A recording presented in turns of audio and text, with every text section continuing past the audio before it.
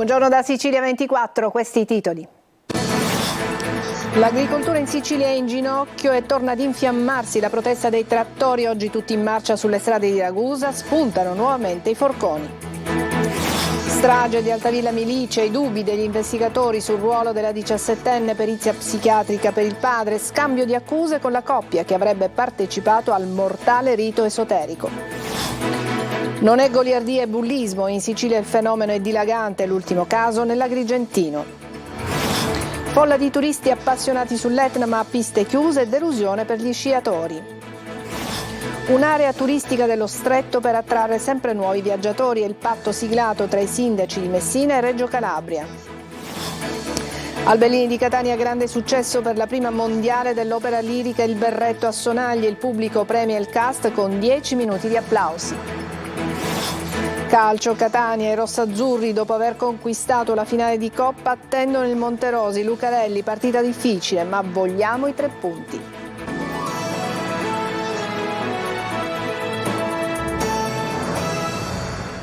Bentrovati, è tornata ad infiammarsi la protesta degli agricoltori in Sicilia, tutto il settore è in ginocchio e i trattori oggi hanno invaso il centro storico di Ragusa, chiedono sostegno all'agricoltura che ormai dicono è in ginocchio. Luca Ciliberti.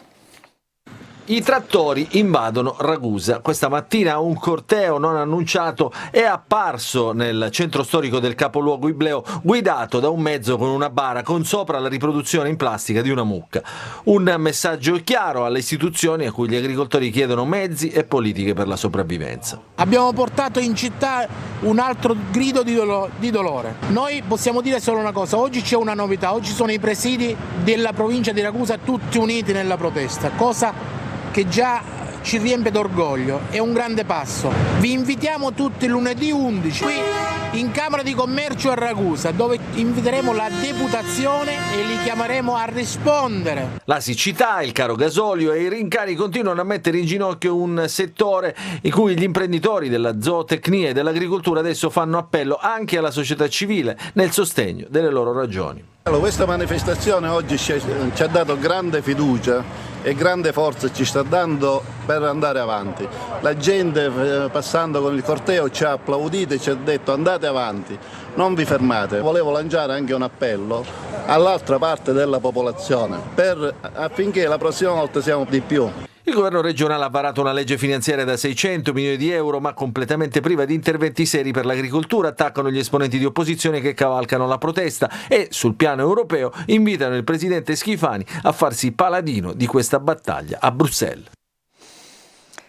Si concentrano sul ruolo della figlia minorenne di Giovanni Barreca, adesso gli investigatori che indagano sulla strage di Altavilla. Anche la ragazza, unica superstite della famiglia oltre il padre, avrebbe avuto un ruolo determinante nel tragico rito esoterico costato la vita alla madre e ai 2 fratelli minori. Manlio Viola.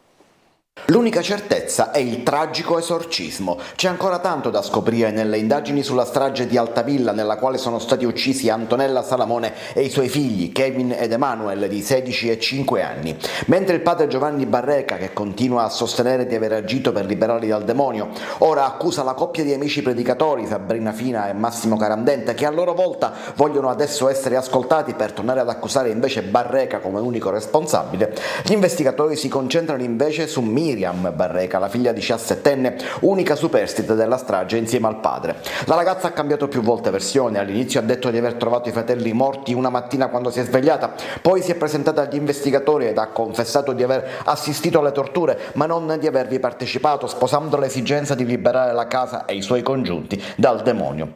Ma il suo ruolo potrebbe essere ben più determinante di così, secondo gli inquirenti, e anche la procura dei minori la considera socialmente pericolosa, tanto da tenerla in carcere. Nel vorticoso scambio di accuse irrompe infine anche l'attesa perizia psichiatrica che in una vicenda del genere non poteva mancare. La difesa di Barreca ha infatti ottenuto il via libera dalla procura, la perizia difensiva sarà effettuata dal psichiatra Alberto Caputo e dalla criminologa Roberta Buzzone. È Fede, allarme bullismo in Sicilia, gli episodi si susseguono e sono sempre più complessi da affrontare. L'ultima vicenda è accaduta nell'Agrigentino e incrocia il bullismo con il revenge porn, ma altre vicende negli ultimi giorni incrociano anche le estorsioni, le minacce social e nella vita reale, vicende che non si possono affrontare solo con denunce e processi. Sentiamo.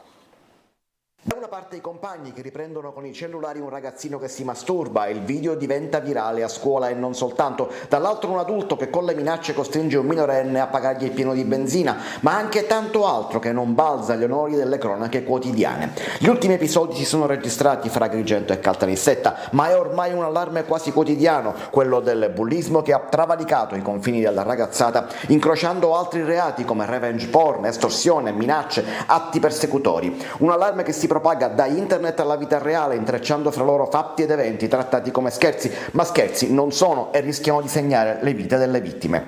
Dei 5 ragazzini denunciati per aver ripreso il compagno e diffuso il video pone ancora una volta un tema scottante. Il vero problema è che i ragazzi non si rendono conto della gravità delle loro azioni. Secondo Don Ugo Di Marzo, parroco di Maria Santissima delle Grazie di Palermo Roccella e San Marco Evangelista dello Sperone, è docente della scuola di Vittorio dove è referente legalità, bullismo e cyberbullismo. Il bullismo molte volte nasce da goliardia e non si comprende il peso che quella goliardia può avere nella vita di un'altra persona, e allora dobbiamo educare i ragazzi all'uso consapevole del cellulare, all'uso consapevole degli strumenti che hanno, ma anche e soprattutto al rispetto della persona e alla vedere gli uni degli altri. Nello specifico della vicenda agrigentina, insegnanti e genitori hanno intercettato il video e denunciato e 5 ragazzi adesso sono indagati, ma il vero tema è di natura sociale e non c'è ancora un protocollo efficace da attuare contro episodi che cambiano pelle e modalità ogni giorno che passa.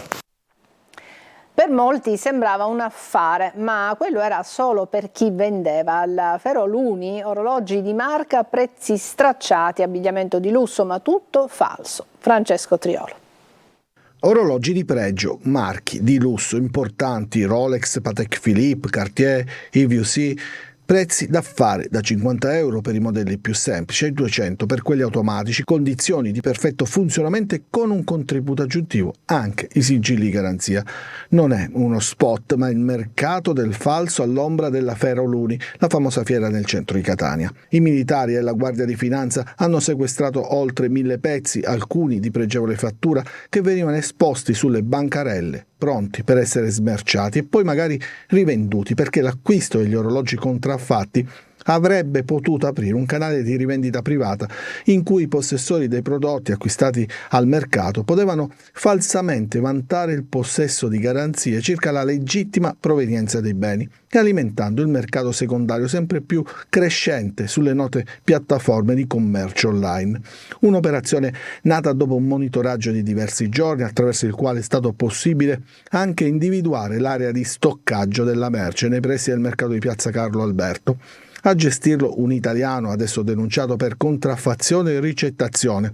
Nello stesso locale sono stati trovati anche diversi capi d'abbigliamento, tute Armani, giubbotti Moncler, cappelli di Squared e Louis Vuitton, maglioni Ralph Lauren e 200 paia di scarpe di Nike per un valore complessivo di circa 100.000 euro, tutte naturalmente false.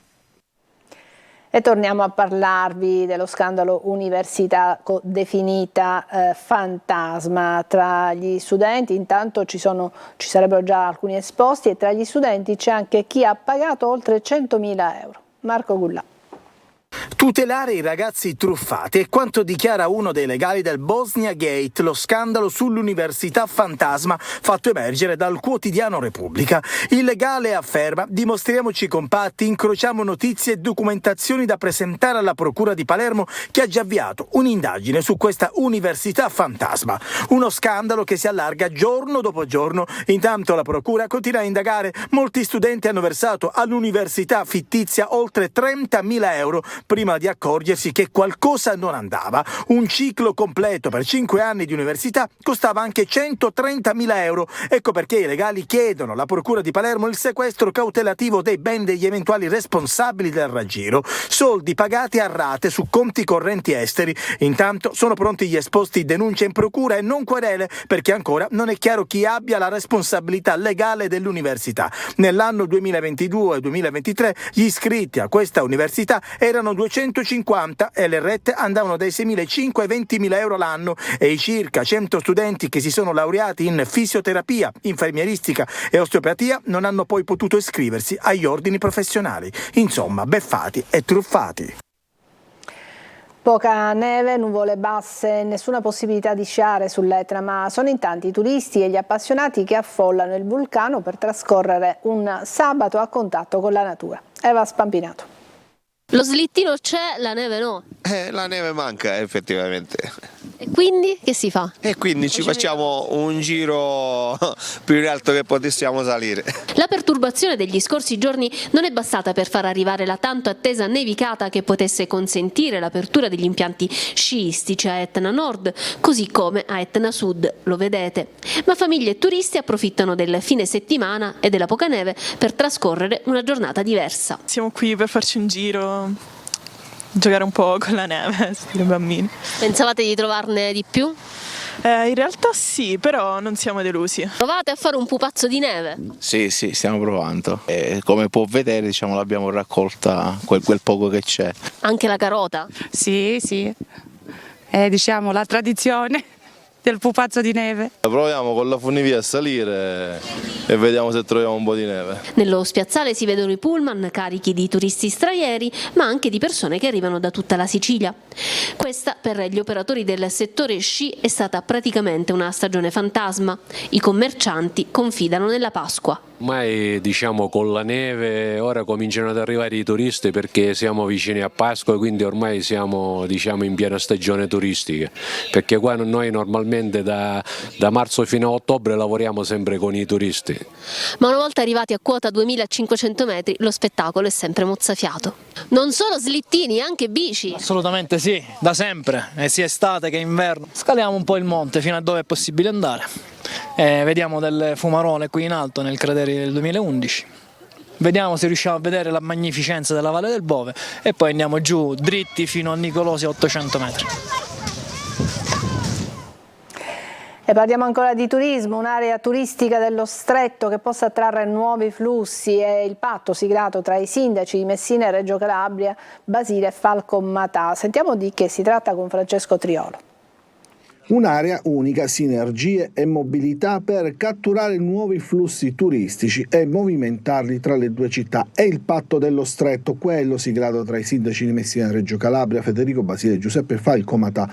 La presenza e il potenziamento con l'arrivo di Ryanair dell'aeroporto dello Stretto diventa l'occasione per promuovere una vera integrazione tra le due città. Ho cominciato a ragionare buttando giù non solo numeri ma anche relazioni progettuali, ci vedremo a breve, ci sono gli assessori che già stanno dialogando da un po' di tempo. L'area integrata dello Stretto, al di là diciamo, del ponte sullo Stretto di Messina, è una realtà che viviamo a 360 gradi, quindi è chiaro che oggi abbiamo ancora più necessità di creare una sinergia. Sì, sull'aeroporto dello Stretto la Regione ha fatto un grosso investimento con Ryanair che porterà 7 nuove rotte da maggio, quindi questo ci obbliga a fare in modo che i turisti che arriveranno possano conoscere le bellezze della città metropolitana di Reggio Calabria, ma anche le bellezze di Messina e del suo litorale. Ecco perché bisogna ragionare insieme in termini di accessibilità. In attesa del ponte sullo Stretto se ne vuole costruire intanto uno turistico e culturale, ma anche di mobilità. Il mezzo importante per promuovere una vera integrazione diventa quella metropolitana del mare, allo studio su entrambe le sponde. L'idea della metropolitana del mare non è un'idea peregrina, è un'idea che accomuna comunque due parti della stessa faccia, perché questo specchio di mare che ci separa oggi è viaggiato da navi agli scafi, è un sistema di collegamento diverso, può e deve servire. Quindi... Lo Stretto polo attrattivo e baricentro del Mediterraneo, insomma, per una nuova e più avanzata dimensione internazionale. E allora si lavorerà su un piano di sviluppo per la creazione dell'area turistica dello Stretto con eventi musicali, culturali, turistici e sportivi. Breve pausa, ci vediamo tra poco.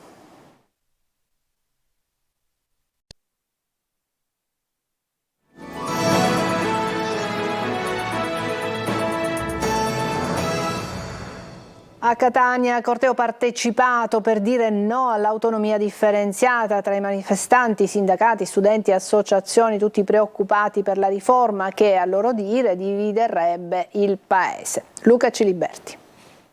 Vengono dal Gambia, dal Mali, dalla Costa d'Avorio, dal Burkina Faso, dal Bangladesh, dal Benin. Hanno tra i 17 e i 19 anni. Il bagaglio pesante di chi ne ha già viste tante e la luce di chi comunque ancora crede di avere una chance di realizzare il proprio sogno imparando un mestiere, inserendosi in una nuova comunità.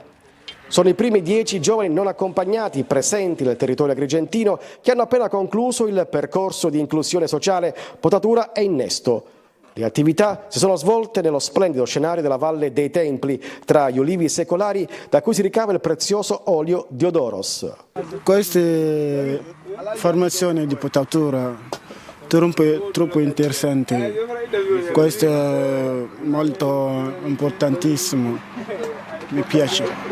E mi piace molto questo lavoro perché sa mi mostrare nel sviluppo d'agricoltura.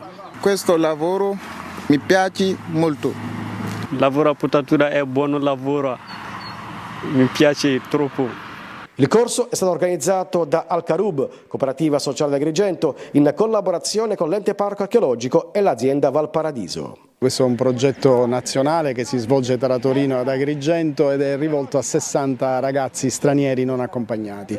Sono percorsi di formazione e di accompagnamento al co-housing per minori e neomaggiorenni nella filiera agroalimentare. Terminato il corso sarà possibile per le aziende interessate avviare un serio inserimento lavorativo dei ragazzi, in un contesto dove è sempre più difficile trovare operatori con competenze specifiche. Il servizio si riferiva al progetto di inclusione avviato nella Valle dei Templi per dei minori stranieri non accompagnati. Come abbiamo sentito, stanno piantando degli alberi, stanno imparando ad occuparsi del verde. Il servizio era di Davide Sardo. E adesso parliamo di musica. 10 minuti di applausi hanno suggellato il successo della prima mondiale dell'opera lirica Il berretto a sonagli al Massimo Bellini di Catania. Solo una pazza direbbe al mondo ciò che sto per dire, che Ciampa è il capo di questa cosa vostra, canta Beatrice Fiorica in uno dei momenti chiavi dell'opera liberamente tratta dal capolavoro di Pirandello, in cui emerge la denuncia civile contro mafia e disparità di genere. Una straordinaria intensità timbrica e armonica attraversa la partitura di Marco Tutino sul libretto di Fabio Ceresa. Sul podio Fabrizio Maria Carminati, regia di Davide Livermore. Sentiamo uno stralcio e poi andiamo avanti.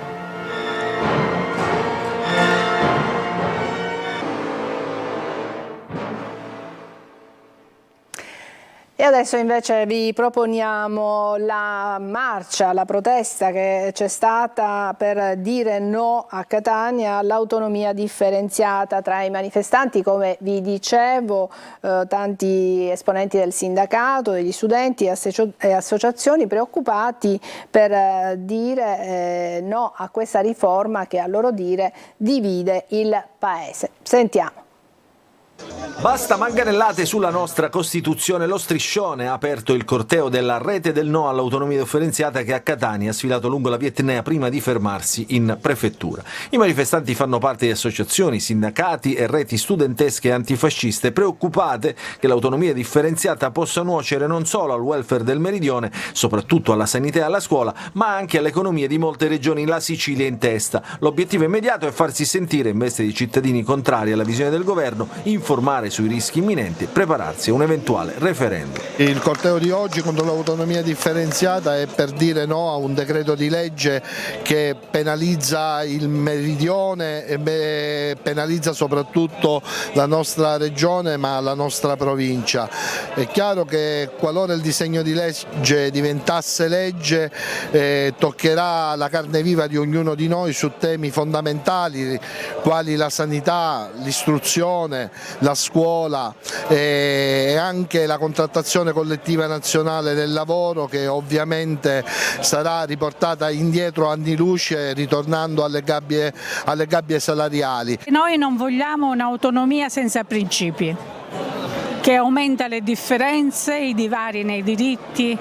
Vogliamo invece più equità per tutte e tutti in tutto il Paese. Il disegno di legge, secondo gli organizzatori, smantella anche i contratti nazionali, prefigura il ritorno alle gabbie salariali, appoggia il sistema delle privatizzazioni e punta a tagliare i trasferimenti delle risorse finanziarie per il Mezzogiorno, come se non bastassero i tagli di questi ultimi 15 anni. Vi ricordo che subito dopo il telegiornale, come di consueto, ci sarà il punto, l'approfondimento politico di Telecolor condotto da Luca Ciliberti, oggi in onda dagli studi del Parlamento europeo di Strasburgo. Parteciperanno al dibattito e alle indiscrezioni sulle candidature alle prossime elezioni europee tutti i parlamentari uscenti eletti in Sicilia. Il programma sarà trasmesso anche in streaming sulla Sicilia Web e su YouTube attraverso il canale Sicilia Play. Adesso facciamo un'altra pausa e poi ci dedicheremo al calcio. A tra poco.